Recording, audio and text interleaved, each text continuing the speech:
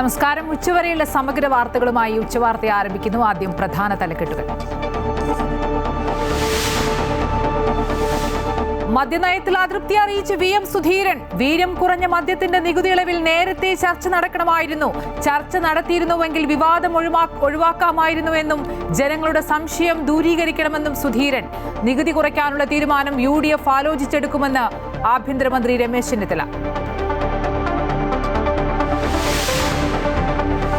മാസപ്പടി കേസിൽ വീണ വിജയൻ വീണ്ടും EDക്ക് മുന്നിൽ. ചോദ്യം ചെയ്യൽ തുടരുന്നു. EDയുടെ നീക്കം SFIO രേഖകൾ ലഭിച്ച സാഹചര്യത്തിൽ പിണറായി വിജയനെ തകർക്കാനാണ് EDയുടെ നീക്കമെന്ന് TP രാമകൃഷ്ണൻ.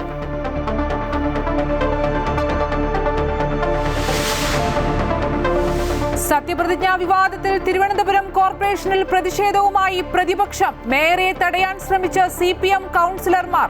സംഘർഷത്തിൽ 3 CPM കൗൺസിലർമാർക്കും വനിതാ പോലീസിനും പരിക്ക്.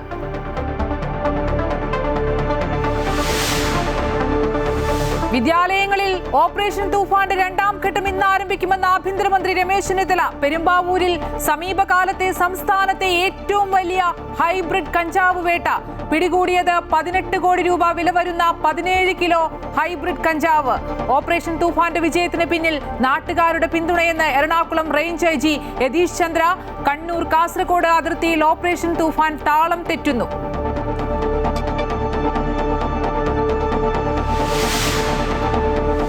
വെനസ്വേലയിൽ ശക്തമായ ഭൂചലനം. 7.2 തീവ്രത രേഖപ്പെടുത്തിയ ഭൂചലനത്തിൽ തലസ്ഥാനമായ കാരക്കാസിൽ വൻ നാശനഷ്ടം. മരണസംഖ്യ 10,000 കടന്നേക്കാമെന്ന് US ജിയോളജിക്കൽ സർവേ. രാജ്യത്ത് അടിയന്തരാവസ്ഥ പ്രഖ്യാപിച്ച് പ്രസിഡന്റ് ഡെൽസി റോഡ്രിഗസ്.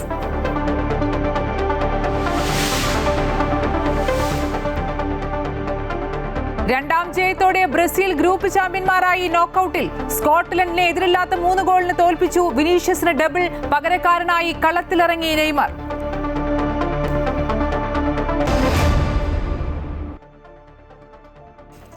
പുതിയ സർക്കാരിന്റെ മദ്യനയത്തിൽ പ്രതികരണവുമായി കോൺഗ്രസ് നേതാവ് VM സുധീരൻ. UDF ചർച്ച ചെയ്ത് ഉചിതമായ തീരുമാനമെടുക്കുമെന്നാണ് മുഖ്യമന്ത്രി പറഞ്ഞത്.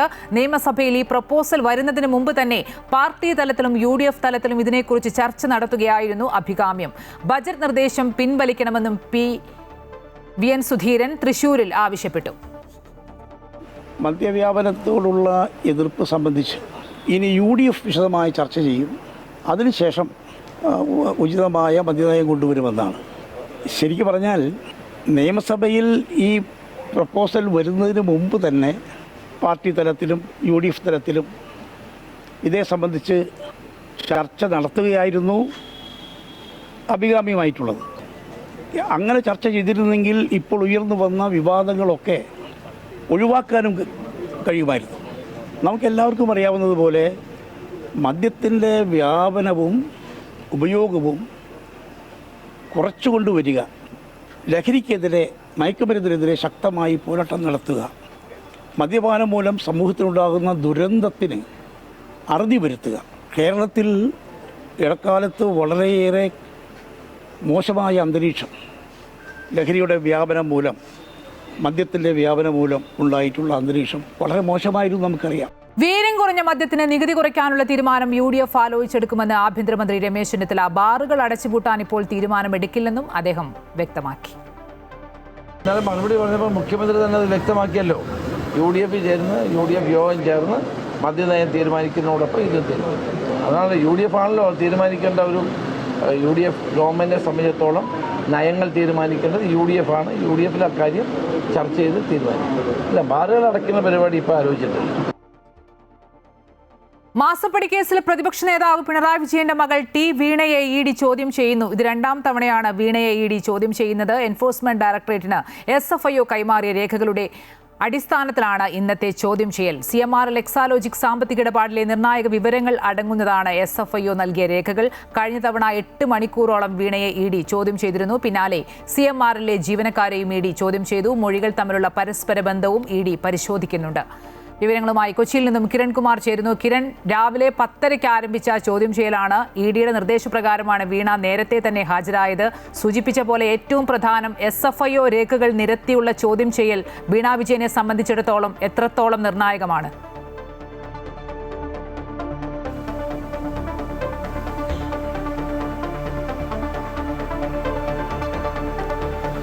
അമ്പിളി സൂചിപ്പിച്ചതുപോലെ തന്നെ ഈ SFIOയുടെ രേഖകൾ ലഭിച്ചതിന് പിന്നാലെ തന്നെയാണ് ഇപ്പോൾ വീണയെ വീണ്ടും ചോദ്യം ചെയ്യുന്നത്.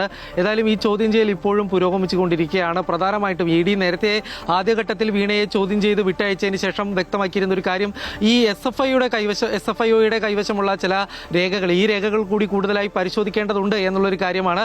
അതുകൊണ്ട് തന്നെയാണ് പിന്നീട് ED ഹൈക്കോടതിയെ സമീപിക്കുകയും ഈ രേഖകൾ ലഭിക്കുന്നതിന് വേണ്ടിയുള്ള ആവശ്യം ഉന്നയിക്കുകയൊക്കെ ചെയ്തിരുന്നത്.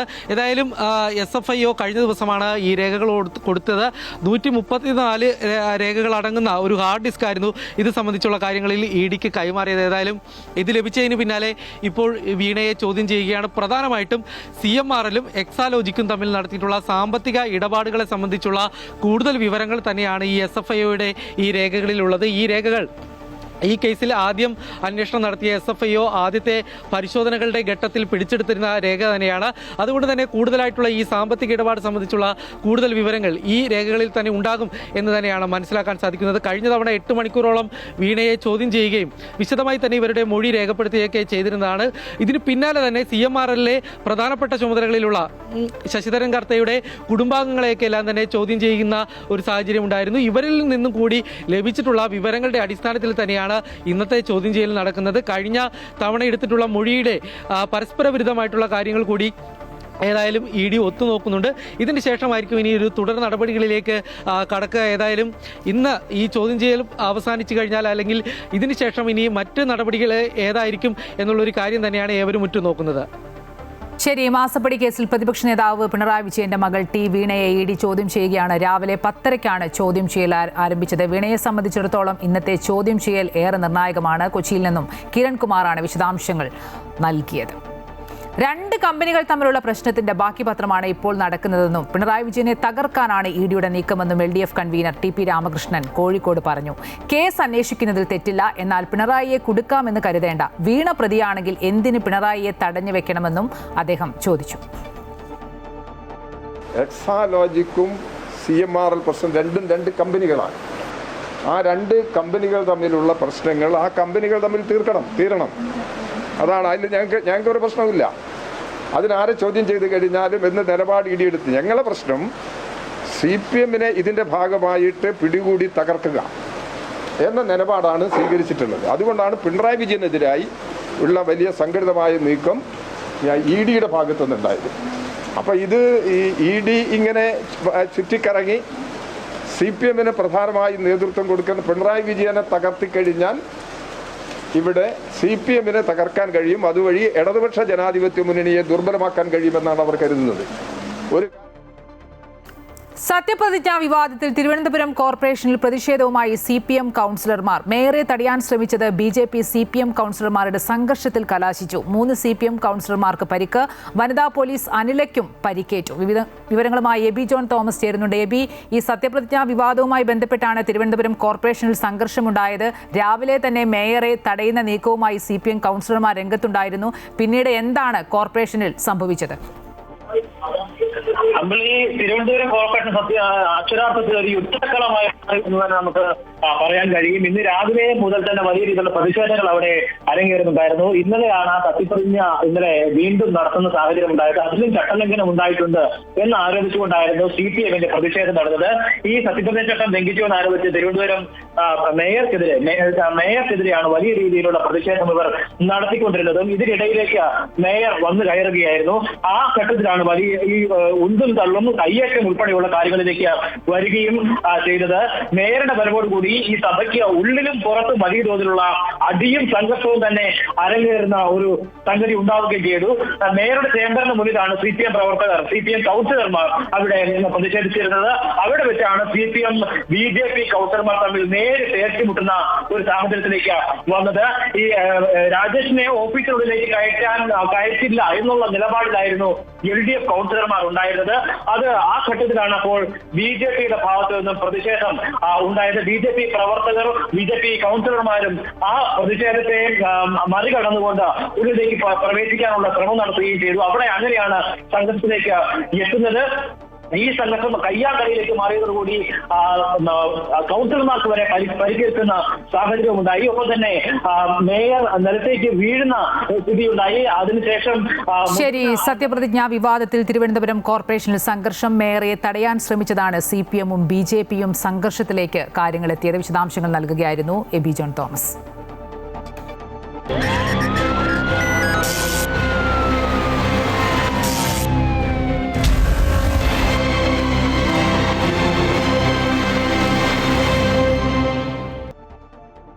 വിദ്യാലയങ്ങളിൽ ഓപ്പറേഷൻ തൂഫാന്റെ രണ്ടാം ഘട്ടം ഇന്ന് ആരംഭിക്കുമെന്ന് ആഭ്യന്തരമന്ത്രി രമേശ് ചെന്നിത്തല. ഇന്നലെ 18 കോടിയുടെ ഹൈബ്രിഡ് കഞ്ചാവ് പിടികൂടിയെന്നും അദ്ദേഹം പറഞ്ഞു. ഓപ്പറേഷൻ തുഫാൻ ഒരു കൊടുങ്കാറ്റ് പോലെ കേരളത്തിൽ ആഞ്ഞടിക്കുകയാണ്. ഇന്നലെ ഏറ്റവും വലിയൊരു ക്യാച്ച് ഉണ്ടായി. ഏതാണ്ട് 18 കോടി രൂപ വില വരുന്ന ഹൈബ്രിഡ് ഗഞ്ച ഇന്നലെ പോലീസ് പിടികൂടുകയുണ്ടായി. ഈ ചെയ്തയാള് പെരുമ്പാവൂർ ACP താമസിക്കുന്ന ഫ്ലാറ്റിൽ അടുത്താണ് താമസം. ആ ഫ്ലാറ്റിൻ നിരയിലാണ്, ഒരു ഫ്ലാറ്റിനാണ് താമസം. അപ്പോൾ എത്ര കുശാഗ്ര ബുദ്ധിയോടുകൂടിയാണ് ഇവർ പ്രവർത്തിക്കുന്നത് എന്നുള്ളതാണ് നമ്മൾ കാണേണ്ട ഒരു കാര്യം.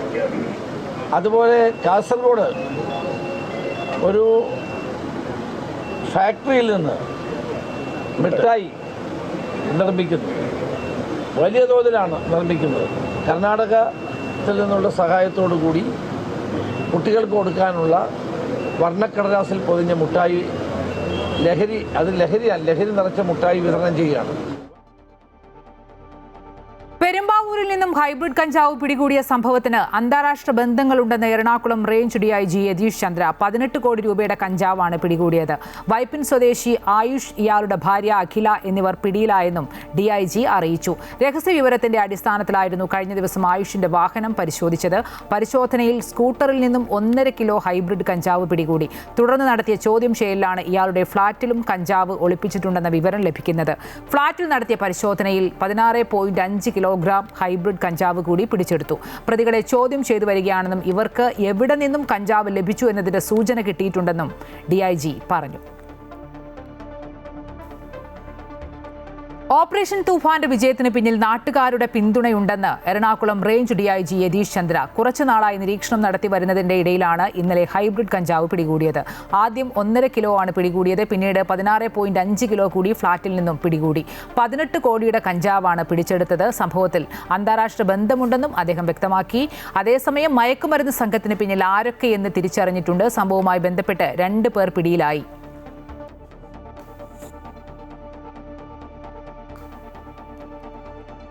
ആഭ്യന്തര വകുപ്പിന്റെ ഓപ്പറേഷൻ തൂഫാൻ കണ്ണൂർ റേഞ്ചിൽ നിർജീവം. അതിർത്തി കടത്തി എത്തിക്കുന്ന മയക്കുമരുന്ന് പിടികൂടാൻ കൃത്യമായ പ്രവർത്തന പദ്ധതിയില്ല. ബാംഗ്ലൂർ, മൈസൂർ എന്നിവിടങ്ങളിൽ നിന്നും അന്തർ സംസ്ഥാന വാഹനങ്ങൾ വഴി കടത്തുന്ന മയക്കുമരുന്ന് പിടികൂടുന്നതിലാണ് പ്രധാന വീഴ്ച. ഏകോപന ചുമതലയുള്ള ഉന്നത ഉദ്യോഗസ്ഥന്റെ അസാന്നിധ്യം തുടക്കത്തിൽ ഓപ്പറേഷൻ തൂഫാന്റെ ശോഭ കെടുത്തി. വിമർശനങ്ങൾ ശക്തമാകുന്നതിനിടയിലാണ് കണ്ണൂർ റേഞ്ച് DIG ആയി K. കാർത്തിക് IPS ഇന്നലെ ചുമതല ഏറ്റെടുത്തത്. ലഹരിക്കെതിരെ കരയും കടലും ആകാശവും പൂട്ടുമെന്നാണ് കഴിഞ്ഞ ദിവസം ആഭ്യന്തരമന്ത്രി നിയമസഭയിൽ പറഞ്ഞത്.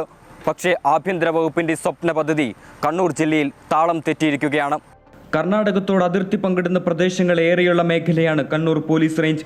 ദിവസേന 1000-ലധികം വാഹനങ്ങളാണ് ബാംഗ്ലൂർ, ഹൈദരാബാദ്, മൈസൂർ തുടങ്ങിയ പ്രധാന നഗരങ്ങളിൽ നിന്നും മാക്കൂട്ടം ചുരമിറങ്ങി കൂട്ടുപുഴ വഴി കേരളത്തിലേക്ക് എത്തുന്നത്. ഇതിൽ തന്നെ 200-ലധികം രാത്രികാല പാസഞ്ചർ ബസ്സുകൾ മാത്രം സർവീസ് നടത്തുന്നുണ്ട്.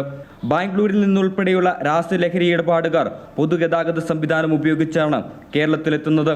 പൊതുസംവിധാനങ്ങൾ മറിയാക്കിയുള്ള മയക്കുമരുന്ന് മാഫിയയുടെ വരവ് തടയിടാൻ പോലീസിന് ഇനിയും സാധിച്ചിട്ടില്ല. സംസ്ഥാനത്തുടനീളം തൂഫാനുമായി ബന്ധപ്പെട്ട വലിയ പ്രവർത്തനങ്ങൾ നടന്നപ്പോൾ കണ്ണൂർ റേഞ്ചിൽ വീഴ്ച സംഭവിച്ചു. ഏകോപന ചുമതലയുള്ള DIG സ്ഥാനമേറ്റെടുക്കാതിരുന്നത് വീഴ്ചയായി കണക്കാക്കുന്നുവെന്ന് KSU സംസ്ഥാന വൈസ് പ്രസിഡന്റ് മുഹമ്മദ് ഷമാസ് പറഞ്ഞു. പല സ്ഥലങ്ങളിലും വളരെ വലിയ രീതിയിൽ റെയ്ഡുകൾ നടക്കുന്നു, ഈ ലഹരി വേട്ട നടക്കുന്നു. അങ്ങനെ ഒരു ഘട്ടത്തിൽ കണ്ണൂർ റേഞ്ച് ഉൾക്കൊള്ളുന്ന കാസർഗോഡ് ജില്ലയിലായാലും കണ്ണൂരിലാണെങ്കിലും ഈ പറഞ്ഞ മാക്കൂട്ടം ചുരം ഉൾപ്പെടെയുള്ള അതിർത്തി മേഖലയിൽ ഒരുപാട് വാഹനങ്ങൾ, അന്തർ സംസ്ഥാന വാഹനങ്ങൾ വരുന്നത്, അതോടൊപ്പം തന്നെ ഈ പറയപ്പെട്ട അതിർത്തി പ്രദേശം കൂടിയാണ്. കർണാടകത്തിൽ ഉൾപ്പെടെ വളരെ ഈസിയായിട്ട് ആക്സസ് ചെയ്യാൻ പറ്റുന്ന പ്രദേശങ്ങളാണ്, ജില്ലകളാണ്. അങ്ങനെ ഒരു സ്ഥലത്ത് ഇത്രയും സീരിയസ് ആയ ആക്ഷൻ പ്ലാൻ വേണ്ട ഒരു സമയത്ത് DIG ഉൾപ്പെടെ ചുമതല ഏറ്റെടുക്കാതെ ഒരു സമീപനം അതൊരു തരത്തിലും അംഗീകരിക്കാൻ കഴിയുന്നതല്ല. അതൊരു വീഴ്ചയായി തന്നെ നമുക്ക് നോക്കിക്കാണേണ്ടിയിരിക്കുന്നു. സമൂഹത്തിൽ നിന്ന് ലഹരിയെ പൂർണ്ണമായി തുടച്ചു നീക്കുക എന്ന ലക്ഷ്യത്തോടെയാണ് രമേശ് ചെന്നിത്തലയുടെ നേതൃത്വത്തിൽ ഓപ്പറേഷൻ തൂഫാൻ നടത്തിവരുന്നത്. ഉദ്യോഗസ്ഥ തലത്തിലെ വീഴ്ചകൾ, മറ്റു ഡിപ്പാർട്ട്മെന്റുമായുള്ള ഏകോപനം എന്നിവ മന്ത്രിയുടെ ശ്രദ്ധയിൽപ്പെടുത്തുമെന്നും മുഹമ്മദ് ഷമാസ് പറഞ്ഞു. മന്ത്രി ഉൾപ്പെടെയുള്ളവരുടെ ശ്രദ്ധയിൽ ഈ വിഷയം ചൂണ്ടിക്കാണിക്കും. ഈ കണ്ണൂർ, കാസർഗോഡ് ജില്ലകൾ ഉൾപ്പെടുന്ന ഈ റേഞ്ചിലെ ഇതുമായി ബന്ധപ്പെട്ട പ്രവർത്തനങ്ങളുടെ ഒരു മെല്ലെപ്പോക്ക്, അഥവാ ഒരു അലംഭാവം എന്ന് തന്നെ പറയേണ്ടിയിരിക്കുന്നു. കാര്യമായൊരു കാര്യക്ഷമമല്ലാത്തൊരു പ്രവർത്തനങ്ങൾ നടക്കുന്നു. അതോടൊപ്പം തന്നെ എക്സൈസ് വകുപ്പ് ഉൾപ്പെടെ സഹകരിച്ചുകൊണ്ട് വകുപ്പ് തലത്തിലുള്ള ഏകോപനത്തിലൊക്കെ നടപ്പിലാക്കേണ്ട ഒരു വലിയ പദ്ധതി കൂടിയാണ്. ആ തലത്തിലുള്ള ഒരു ഏകോപനം ഉൾപ്പെടെ വരുത്തുന്നതിനാവശ്യമായ ഞങ്ങളുടെ ശ്രദ്ധയിൽ വന്നിട്ടുള്ള വിഷയങ്ങൾ ബന്ധപ്പെട്ട മന്ത്രിമാർ ഉൾപ്പെടെയുള്ളവരുടെ ശ്രദ്ധയിൽപ്പെടുത്തുക തന്നെ ചെയ്യും. ലഹരി സംഘത്തെ പിടിച്ചുകെട്ടാൻ കൃത്യമായ ആസൂത്രണം വേണം. ഉന്നത ഉദ്യോഗസ്ഥരുടെ മേൽനോട്ടത്തിൽ പോലീസ് സംവിധാനം എണ്ണയിട്ട യന്ത്രം പോലെ പ്രവർത്തിക്കണം. എങ്കിൽ മാത്രമേ ഓപ്പറേഷൻ തൂഫാൻ ഫലം കാണൂ. ഇല്ലെങ്കിൽ സംവിധാനങ്ങളിലെ വീഴ്ച മുതലാക്കി ലഹരി സംഘങ്ങൾ സമൂഹത്തെ പിടിമുറുക്കുക തന്നെ ചെയ്യും. ജോസഫ് അഗസ്റ്റിൻ, അമൃത ന്യൂസ്, കണ്ണൂർ. വെനസ്വേലയിൽ 1 മിനിറ്റിനുള്ളിൽ 2 ഭൂചലനങ്ങൾ. തലസ്ഥാനമായ കാരക്കാസിൽ വൻ നാശനഷ്ടം. 10,000 മരിച്ചതായി റിപ്പോർട്ട്. ഔദ്യോഗികമായി 30 പേർ മരിച്ചതായി സ്ഥിരീകരിച്ചു. നിരവധി കെട്ടിടങ്ങൾ തകർന്നു. രാജ്യത്ത് അടിയന്തരാവസ്ഥ പ്രഖ്യാപിച്ച നിലവിലെ പ്രസിഡന്റ് ഡെൽസി റോഡ്രിഗസ് എല്ലാ സഹായങ്ങളും വാഗ്ദാനം ചെയ്ത് അമേരിക്ക അടക്കമുള്ള ലോകരാജ്യങ്ങൾ. പ്രധാനമന്ത്രി നരേന്ദ്രമോദിയും അനുശോചിച്ചു. 125 വർഷത്തിനിടെ രാജ്യത്തുണ്ടാകുന്ന ഏറ്റവും വലിയ ഭൂചലനത്തിനാണ് വെനസ്വേല ഇന്ന് സാക്ഷിയായത്. വെറും 40 സെക്കൻഡുകളുടെ വ്യത്യാസത്തിൽ 2 ഭൂചലനങ്ങൾ ഉണ്ടായപ്പോൾ വെനസ്വേലയുടെ തലസ്ഥാനമായ കാരക്കാസ് തകർന്നടിഞ്ഞു.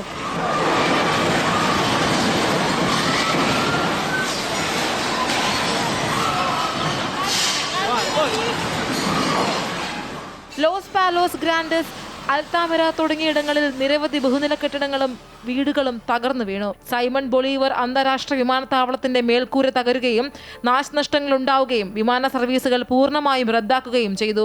അമേരിക്കൻ ജിയോളജിക്കൽ സർവേയുടെ റിപ്പോർട്ട് പ്രകാരം ആദ്യത്തെ ഭൂചലനം റിക്ടർ സ്കെയിലിൽ 7.2 തീവ്രത രേഖപ്പെടുത്തി. കരീബിയൻ തീരത്തുള്ള മൊറോൺ മേഖലയ്ക്ക് പടിഞ്ഞാറ് കാരക്കാസിൽ നിന്ന് 168 കിലോമീറ്റർ അകലെയാണ് പ്രഭവ കേന്ദ്രം. 13 കിലോമീറ്റർ ആഴത്തിലാണ് ആദ്യ ചലനമുണ്ടായത്. 40 സെക്കൻഡുകൾക്ക് ശേഷം 7.5 തീവ്രതയിൽ രണ്ടാമത്തെ ഭൂചലനവും അനുഭവപ്പെട്ടു. മൊറോണിന് 16 കിലോമീറ്റർ തെക്കു പടിഞ്ഞാറായി 10 കിലോമീറ്റർ ആഴത്തിലായിരുന്നു രണ്ടാമത്തെ പ്രഭവ കേന്ദ്രം. 10,000-നും 1,00,000-നും ഇടയിൽ ആളുകളുടെ ജീവൻ നഷ്ടമാകാൻ സാധ്യതയുണ്ടെന്നാണ് അമേരിക്കൻ ജിയോളജിക്കൽ സർവേ സൂചിപ്പിക്കുന്നത്. സ്പെയിനിൽ നിന്ന് രാജ്യത്തിന് സ്വാതന്ത്ര്യം നേടിക്കൊടുത്ത 1821 സൈനിക വിജയത്തിന്റെ സ്മരണയ്ക്കായി പ്രഖ്യാപിച്ച പൊതു അവധി ദിനത്തിലാണ് ഭൂചലനം ഉണ്ടായത്. അതിനാൽ തന്നെ ഭൂരിഭാഗം ആളുകളും വീടുകളിലായിരുന്നു. ഭൂചലനത്തിന്റെ തീവ്രത കണക്കിലെടുത്ത് വൈദ്യുതി, ഇന്ധന, ഗ്യാസ് വിതരണം താൽക്കാലികമായി നിർത്തിവച്ചിരിക്കുകയാണ്. ഭൂചലനത്തിന്റെ പ്രകമ്പനം അയൽ രാജ്യമായ കൊളംബോയുടെ തലസ്ഥാനമായ ബൊഗോട്ട വരെ അനുഭവപ്പെട്ടു. ഭൂചലനത്തെ തുടർന്ന് വെനസ്വേലയ്ക്ക് എല്ലാവിധ പിന്തുണയുമായി അമേരിക്ക അടക്കമുള്ള ലോകരാജ്യങ്ങൾ രംഗത്തെത്തി. സഹായിക്കാൻ US സൈന്യം സന്നദ്ധവും പൂർണ്ണ സജ്ജരുമാണെന്ന് ഡൊണാൾഡ് ട്രംപ് ട്രൂത്ത് സോഷ്യൽ മീഡിയയിലൂടെ അറിയിച്ചു. International desk, Amrita TV. കരിമണൽ ഖനനം സ്വകാര്യ മേഖലയ്ക്ക് നൽകുന്നത് ആലോചനയില്ലെന്ന് ആഭ്യന്തരമന്ത്രി രമേശ് ചെന്നിത്തല. കരിമണൽ ഖനനം സ്വകാര്യ മേഖലയ്ക്ക് നൽകാമെന്ന് ബജറ്റിൽ ഒരിടത്തും പറഞ്ഞിട്ടില്ലെന്നും അദ്ദേഹം പറഞ്ഞു. നടക്കാത്ത കാര്യമാണ്. കേന്ദ്ര ഗവൺമെൻറ് 2025 അതിന് നിർദ്ദേശമുള്ളതാണ്. അതുകൊണ്ട് അതില്ല. തന്നെയല്ല, ബഡ്ജറ്റിൽ ഒരിടത്തും കരിമണൽ ഖനനം സ്വകാര്യ മേഖലയ്ക്ക് കൊടുക്കുമെന്ന് പറഞ്ഞിട്ടുമില്ല.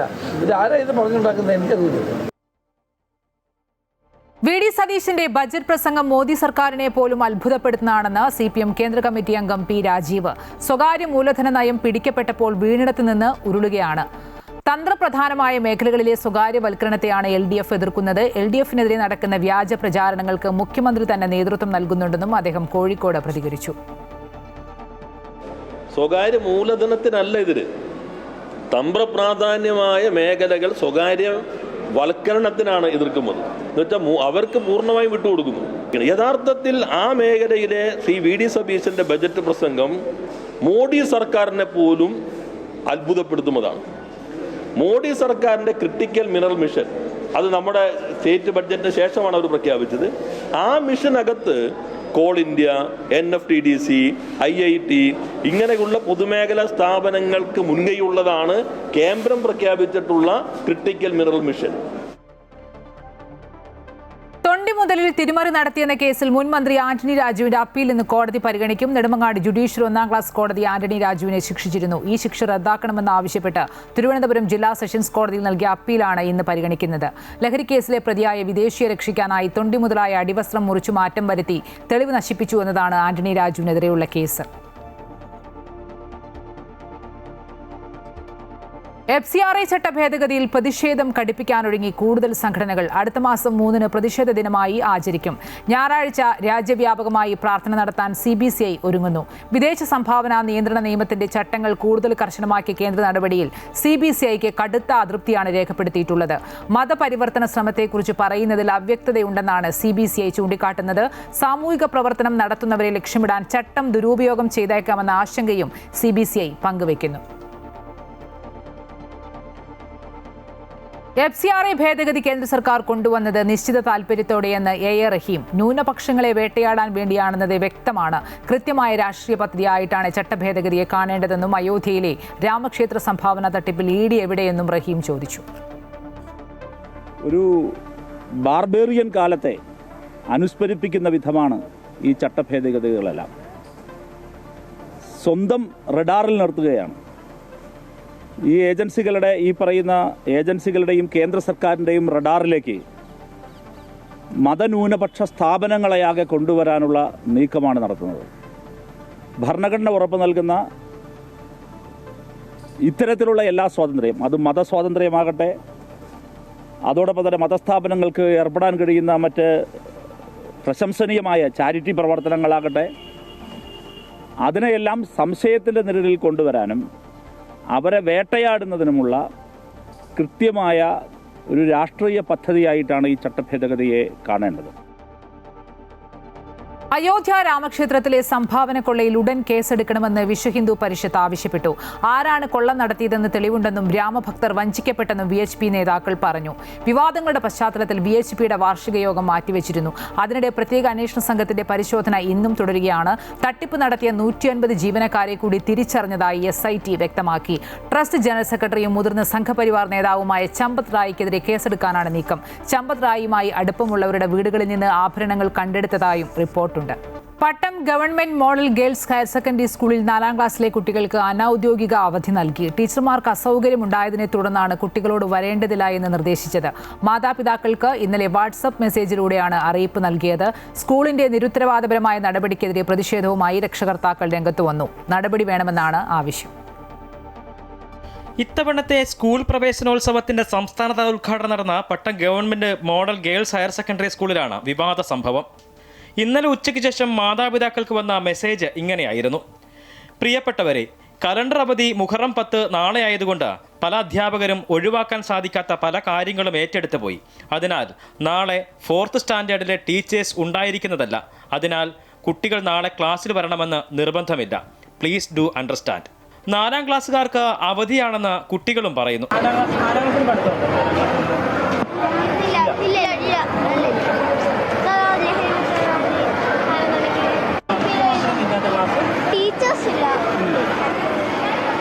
രക്ഷകർത്താക്കൾ ഈ വിഷയത്തിൽ പ്രതികരിക്കുന്നത് ഇങ്ങനെയാണ്: അപ്പോൾ ഈ കുട്ടികളുടെ അറ്റൻഡൻസ് എന്ന് പറഞ്ഞാൽ അന്നത്തെ ദിവസം ഒരു അറ്റൻഡൻസ് പോയി. പിന്നെ കുട്ടികൾ ഈ മെസ്സേജ് കാണുമ്പോൾ തന്നെ അവർ ഡിസ്കറേജ്ഡ് ആവുകയാണ് സ്കൂളിൽ വരാതിരിക്കാനായിട്ട്. അപ്പോൾ ഇങ്ങനൊരു മെസ്സേജ് ടീച്ചേഴ്സ് അയക്കുന്നത് ശരിയാണോ എന്നുള്ളതാണ്. പിന്നെ അങ്ങനെ അഥവാ കുട്ടികളിൽ ടീച്ചേഴ്സ് ഇല്ല എന്നുണ്ടെങ്കിൽ വേറൊരു ക്ലാസ്സിൽ അറേഞ്ച് ചെയ്ത് കുട്ടികളെ അറേഞ്ച് ചെയ്യണം. Arrangement should be made in the school. അതിങ്ങനെ ഇത്രയും നിരുത്തരവാദിത്തരമായി ഒരു മെസ്സേജ് അയക്കുകയാണോ വേണ്ടത് എന്നുള്ളത് ചിന്തിക്കണം. ഇവർ ശരിക്കും പറഞ്ഞാൽ ഈ ഡിസ്കറേജ് ചെയ്യുന്നത് വഴി അവർ റൈറ്റ് ടു എഡ്യൂക്കേഷൻ എഗൻസ്റ്റ് ആണ് അവർ പ്രവർത്തിച്ചിരിക്കുന്നത്. അവർ കോൺടാക്ട് റൂൾസ് വയലേറ്റ് ചെയ്തേക്കുവാണ്. അസുഖത്തിന്റെ കാലമായതിനാൽ ടീച്ചർമാർക്ക് അസുഖം ബാധിച്ചുവെന്നും അതിനാലാണ് കുട്ടികളോട് വരേണ്ട എന്ന് പറഞ്ഞതെന്നുമുള്ള വിചിത്രവാദമാണ് സ്കൂളിന്റെ ഭാഗത്തു നിന്നും ഉണ്ടായത്. വിഷയത്തിൽ അന്വേഷണവും നടപടിയും വേണമെന്ന് രക്ഷിതാക്കൾ പറയുന്നു. 4 ഡിവിഷനാണ് സ്കൂളിലുള്ളത്. ഈ 4 ഡിവിഷനകത്ത് ഒരു ക്ലാസ്സിൽ കുട്ടികളുടെ പാരൻസ് അറിഞ്ഞിട്ടില്ല എന്ന് തോന്നുന്നു. കുറേ കുട്ടികൾ സ്കൂളിൽ വന്നതായും ഞാൻ അന്വേഷിച്ചപ്പോൾ അറിഞ്ഞു. അപ്പോൾ അവിടെയും ഒന്ന് ആലോചിച്ച് നോക്കുക, ആ പാരൻസ് അറിഞ്ഞിട്ടില്ല ആ സ്കൂളിൽ എന്താ സംഭവിക്കുന്നതെന്ന്. അപ്പോൾ ഓരോ ക്ലാസ്സിലെയും ക്ലാസ് ടീച്ചേഴ്സ് കുറച്ചും കൂടി റെസ്പോൺസിബിൾ ആവണം. നമ്മുടെ കുട്ടികളെ ഒരു ഗവൺമെൻറ് സ്കൂളിൽ വിടുന്നത് ആ ഗവൺമെൻറ്റിന് മേലുള്ള വിശ്വാസം കൊണ്ടാണ്. അത് ടീച്ചേഴ്സും കൂടി അത്രയും റെസ്പോൺസിബിൾ ആവണം. അത് അങ്ങനെ ഒരു റെസ്പോൺസിബിലിറ്റി വരണം എന്നാണ് ഞാൻ ആഗ്രഹിക്കുന്നത്. സ്കൂൾ പ്രിൻസിപ്പളായാലും ഹെഡ് മാസ്റ്റർ ആയാലും അവരന്വേഷിക്കണം എന്താണെന്ന് സംഭവിച്ചതെന്ന് അവിടെ. കുട്ടികളുടെ വിദ്യാഭ്യാസാവകാശത്തിനെതിരായിട്ടുള്ള പ്രവർത്തനമാണ് സ്കൂളിന്റെ ഭാഗത്തു നിന്നും ഉണ്ടായത്. വിദ്യാഭ്യാസ വകുപ്പിന്റെ ഇടപെടലാണ് അനിവാര്യം. അമൃത ന്യൂസ്, തിരുവനന്തപുരം. മുഖ്യമന്ത്രി വി ഡി സതീശൻ ക്ലിഫ് ഹൗസിലേക്ക് താമസം മാറി. ഇന്ന് രാവിലെയാണ് വി ഡി സതീശൻ കുടുംബസമേതം ക്ലിഫ് ഹൗസിലേക്ക് മാറിയത്. വിപുലമായ ചടങ്ങുകളില്ലാതെയായിരുന്നു ഗൃഹപ്രവേശം. പാലുകാച്ചൽ ചടങ്ങ് മാത്രമാണ് ഉണ്ടായത്. അറ്റകുറ്റപ്പണികളും നവീകരണ പ്രവർത്തനങ്ങളും പൂർത്തിയാകാത്തതിനാലാണ് ഗൃഹപ്രവേശം വൈകിയത്. പ്രതിപക്ഷ നേതാവിന്റെ ഔദ്യോഗിക വസതിയായ കന്റോൺമെന്റ് ഹൗസിലാണ് മുഖ്യമന്ത്രി ഇന്നലെ വരെ താമസിച്ചിരുന്നത്. കന്റോൺമെന്റ് ഹൗസ് വിട്ടുകിട്ടിയിട്ടില്ലെന്ന് പ്രതിപക്ഷ നേതാവ് പിണറായി വിജയൻ കഴിഞ്ഞ ദിവസം വ്യക്തമാക്കിയിരുന്നു. ഇതിന് പിന്നാലെയാണ് താമസം ക്ലിഫ് ഹൗസിലേക്ക് മാറ്റാൻ മുഖ്യമന്ത്രി തീരുമാനിച്ചത്. അധികാരത്തിലെത്തി 1 മാസം കഴിയുമ്പോഴാണ് വീട് മാറുന്നത്.